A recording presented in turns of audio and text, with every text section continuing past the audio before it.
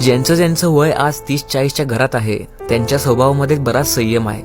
कुठून आला हा संयम, एवढी नम्रता कशी, अपमान पचवण्याची ताकद आली कशी? या प्रश्नांची उत्तरं जरूर तुम्हाला मिळतील जर तुम्हाला बालपणीचे त्यांचे दिवस कळतील. दारिद्र्य आणि गरिबी घरोघरी होती, अंग घासायला दगड आणि दाताला राखुंडी होती.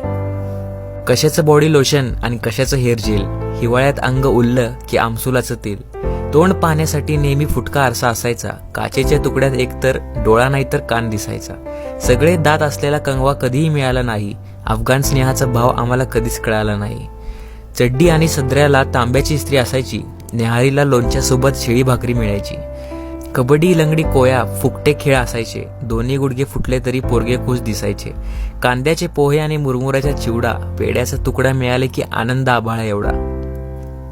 काजू बदाम यांच्याबद्दल फक्त ऐकून होतो, एखादा पाहुणा आला की अंगणात नाचत होतो.